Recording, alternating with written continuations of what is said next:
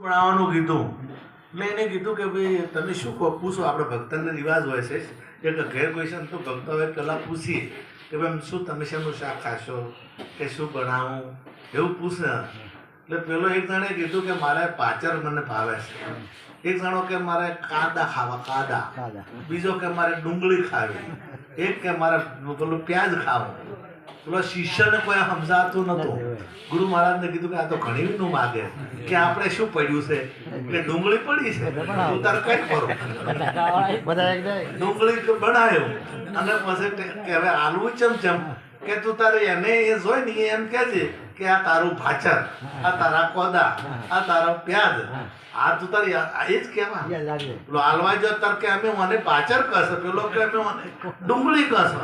ત્યારે વસ્તુ આવે ને એટલે ખબર પડે, વસ્તુ વગર ખબર પડે ને. આપણે જે વસ્તુને જે નોમ લેતા હોય એ નોમ કદાચ પેલે બીજા લેતા હોય પણ વસ્તુ આપણને પ્રગટ દેખાય તો ખબર પડે ને કે હા મને જ આપણે આ વસ્તુ કહીએ છીએ.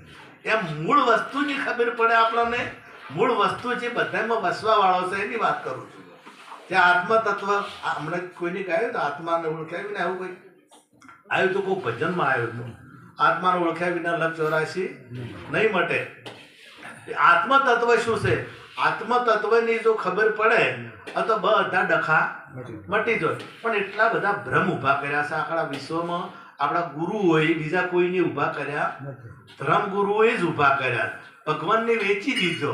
એક કે આવો છે પેલા વાતળા હતા ને નતું હાથી હતો ને એટલે હાથીને જોવા લઈ જાય એટલે એક જણાનો હાથ પેટે અડાડ્યો, એક જણાને ફૂંજ પકડાઈ, એક જણાને પગે કીધું કે હાથી કેવો હશે, એક જણો કે ભીત જેવો, બીજો કે ધોભલા જેવો, ત્રીજો કે દોરડા જેવો. આખો હાથી જોયો ને. એટલે એક એક મુદ્દો પ્રાણ છે. આમાં કોઈ પ્રાણ કે કોઈ જીવ કે કોઈ આત્મા કે હવે પ્રાણ જીવ આત્મા આ બધું હોય કે બહાર કોઈ તમે જે કહો પ્રાણ કહો તોય હોય, આત્મા કહો તોય હોય, અને જીવ કહો તોય હોય, મન કહો તોય હોય, બુદ્ધિ કહો તોય હોય, ચિત્ત કહો તોય હોય, અહંકાર કહો તોય. આ મનમાં અંતકરણો જે છે આ બહારના બાહ્ય કરણો છે. હાથ છે, ઓખ છે, નાક છે, કાન છે, મોઢું છે, જીભ છે, પગ છે, આ બાહ્ય કરણો. અને અંતર ન કરણો એટલે અંદર ન જે મન છે, બુદ્ધિ છે, ચિત્ત છે, આ બધા અંતરના કરણો છે. એ અંતરનું કોમ કરે ને એ બહારનું કોમ કરે. આ જે બહારના કોમ કરવા વાળા આપણને પ્રત્યેક દેખાય છે, પેલા આપણને દેખાતા નથી છતાં એનું કોમ દેખાય. એનું કોમ દેખાય કે આજ હું જો તો સરપંચના ઘેર પડીનું મન બરાબર લાગ્યું નહીં. ખબર પડે કે ના પડે? તમારા કોઈ હોય જે ક્રોધ આમ ચડેલો હોય ને તો ક્રોધ આમ દેખાય એવો નથી પણ ચહેરા ઉપર દેખાય કે આમાં ઓલા આમ થોડો ફેર. હવે આમાં એને દુશ્મન કીધા કામ ક્રોધ લોભ મોહ. હમણાં ભજનમાં ગાયું હતું લોભિયા લોભ કરીને. એ લોભ એટલે શું? કોઈ પૈસા ના વાપરે તો આપણે નરકમાં છે. કદાચ પૈસા પેલા કયા પેલા મહારાણા પ્રતાપને રૂપિયા આલ્યા હતા કે નહીં આલ્યા હતા? પેલો શેઠ ભામાશા કે જગડુશા ભામાશા હવે મુજીમાં મળ્યો, મુજી હતો એના એ કદી કોઈ રૂપિયો આલતો નહીં. પણ એ કેવા સમયે રૂપિયા કમાયા એના? ચારે જરૂર દેશને જરૂર હતી એ ટાઈમે એને રૂપિયા આલ્યા. તમે અમુક જો મૂચીએ છીએ પણ અમુક સમય એને જરૂર પડશે ને એવી જગ્યાએ એ જગ્યાએ પૈસા આપી દેશે. અને આમ જો વાપર કરો તો એ ઉડવું કીધા ને. અમુક જો વાપર કરો તો એ ઉડવું ઘરમાં કોઈ નહીં રાખે. આ તો અરે કશું રાખશે ને. એટલે વધારે વાપર કરો તો એ ઉડવું અને ના વાપરે તો મૂચી લોભી. હવે આ જાવું જ હોય પણ સાચો લોભી કેને કીધો? આધ્યાત્મિક માર્ગમાં લોભી કેને કીધો? કે આ પરમાત્માએ જે કિંમતી ધન આલ્યો છે. આ પ્રાણ ધન પણ એક કિંમતી છે. આ શ્વાસની જે ક્રિયા છે ને એ ઘણી કિંમતી છે. એક શ્વાસ એની અબજોની કિંમત કરો તો થાય એવી નથી. તમે જોતામાં દિવસો વ્યા ગયા પાનબાઈ 21,600 ને કાળ ખાશે. 24 કલાકની અંદર 21,600 વખત આ પ્રાણની ક્રિયા થાય છે, આવન જાવન થાય છે. આ કિંમતી છે. આ શરીર કિંમતી છે.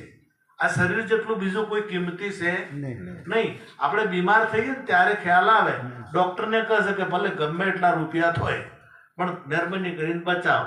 ભલે ખાટલે બેસી રહેશે તો હું આ પ્રમદાડે કીને આવ્યો છું, હું પોતે કીને આવ્યો, હું જ કીને આવ્યો કે બધું ખર્ચો થાય થાજો, પણ ભલે અમારે કોમ ને કરે તો ચાલશે, ખાટલામાં બેસી રહેશે તો ચાલશે, પણ મહેરબાની કરજો તમારાથી થાય એટલી કોશિશ કરજો. એટલે શરીર કિંમતી છે, ખૂબ કિંમતી છે, અને શરીરથી જ શરીર આ સાધન હોય તો જ તમે જે પ્રાપ્ત કરવું હોય કરી શકો.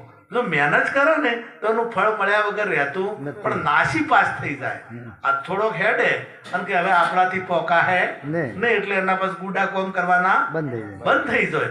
પણ કે ના પોકવું તો છે, ગમે તે થાય તો એ પોકવું છે, ચીડ ના મેલે ને તો એ પોકે ને પોકે. જે લક્ષ્ય નક્કી કર્યું છે એ લક્ષ્ય સુધી પહોંચ્યા વગર રહેતો નથી.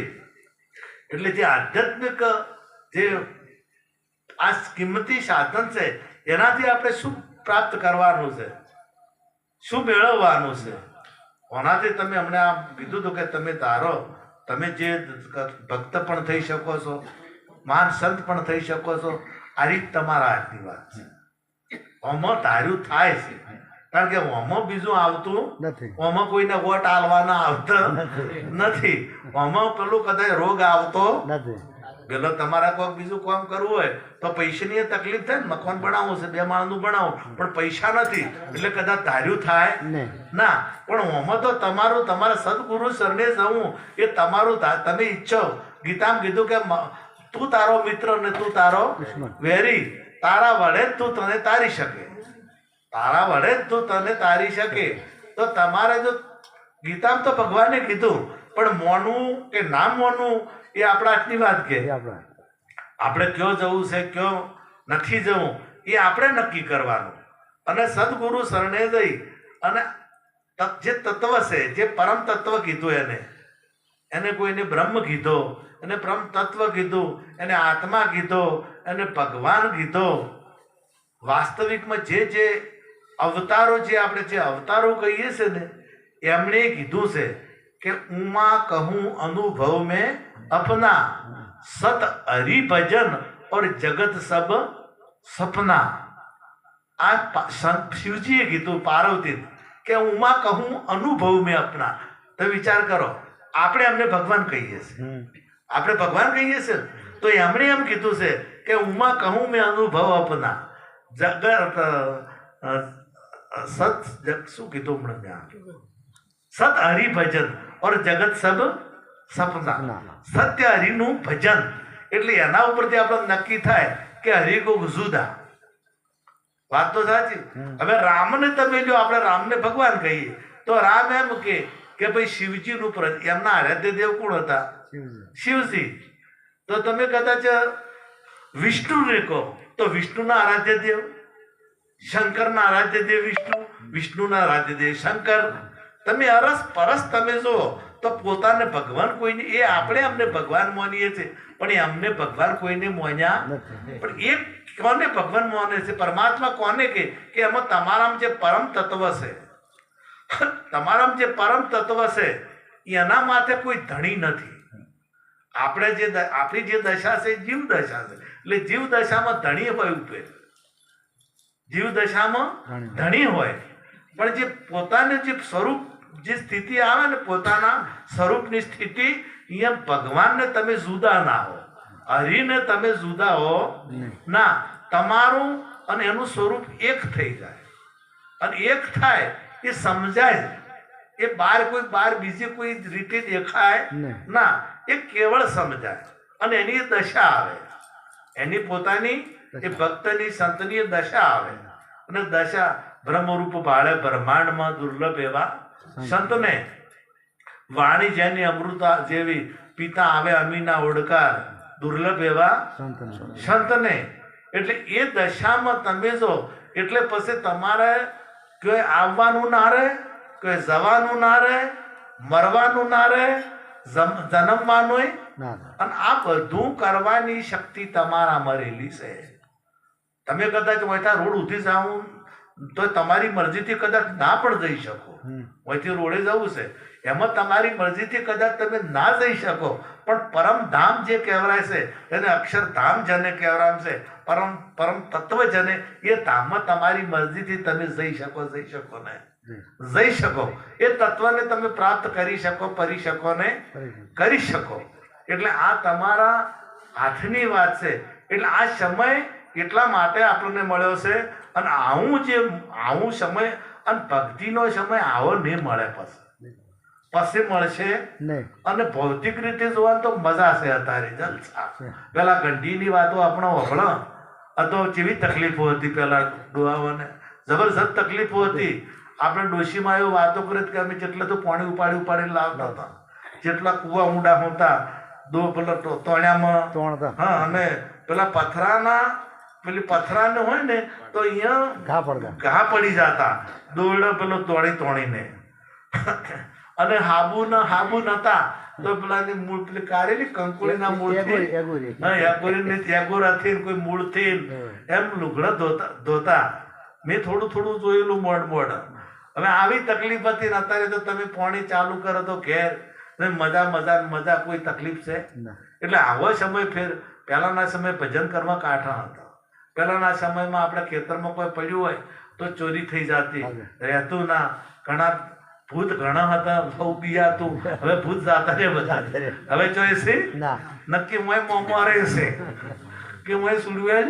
હવે સુડવેલ ને પૂજાતી થઈ છે. હવે સુડવેલ ની હવે પૂજા કરવા મોકલ્યો.